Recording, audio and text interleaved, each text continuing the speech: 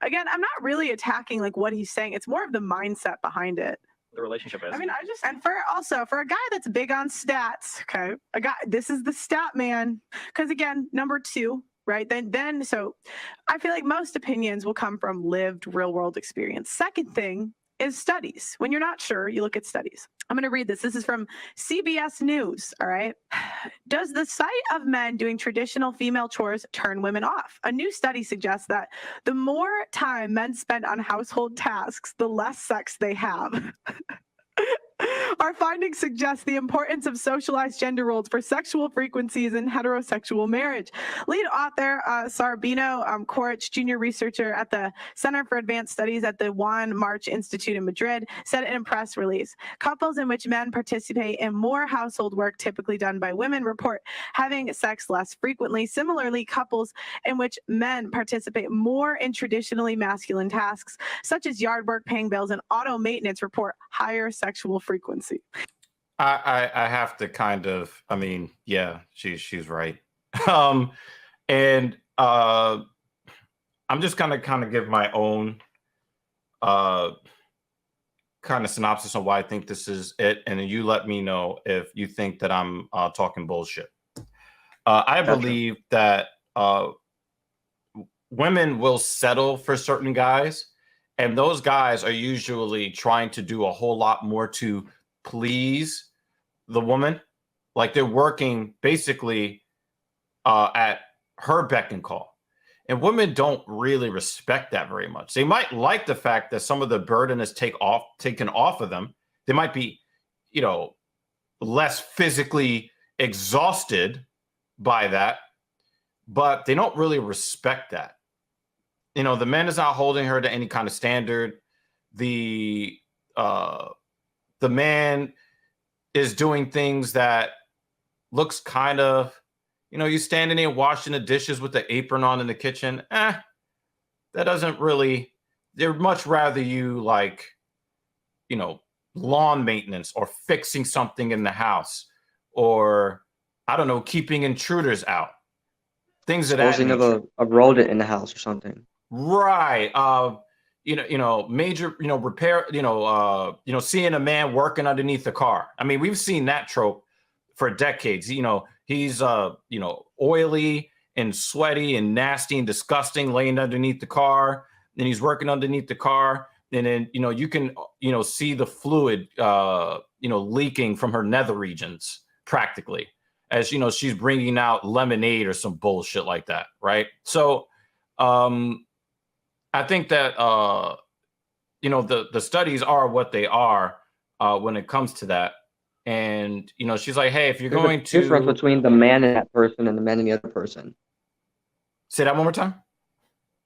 There's a difference between the man and the man that exists within that guy who's doing the more traditional masculine task and the man within the person who's doing what's traditionally what the woman is doing. Right.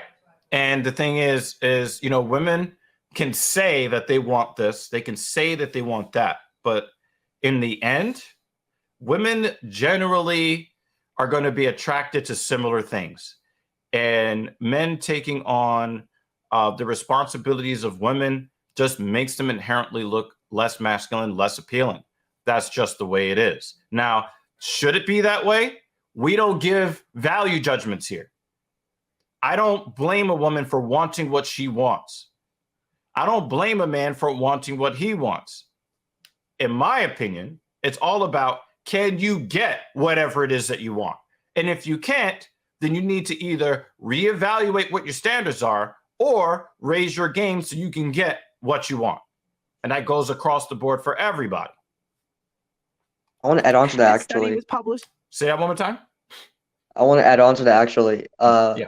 I don't blame them if that's what they want, but I would blame them if they insist that that's what they want, and then come to find out that's not what they want at all, and then it ruins the relationship or ruins the marriage or whatever. Because, like you said, in the end, does that really work? In the end, it's less likely to work. That's the things that are traditional for a reason. That structure that we had, however long ago, it was like that for a reason, and it worked. Right. It worked really well. Now they're saying, I want this, I want that. But is that going to hold?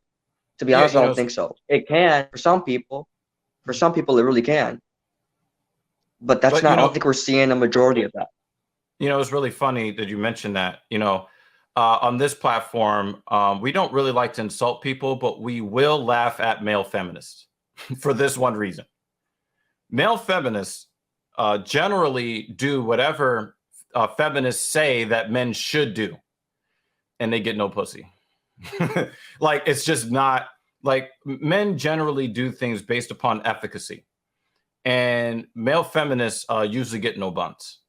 And in fact, I was talking to a friend about this yesterday, and it's just really weird how you see a lot of angry feminists because of these two things.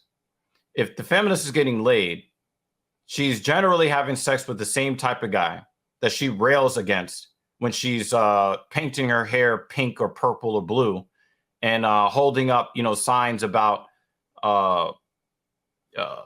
access to abortion rights or whatever. So either she's getting no dick and she's very angry, or she is getting dick from the same type of guy that she claims that she is ideologically opposed to.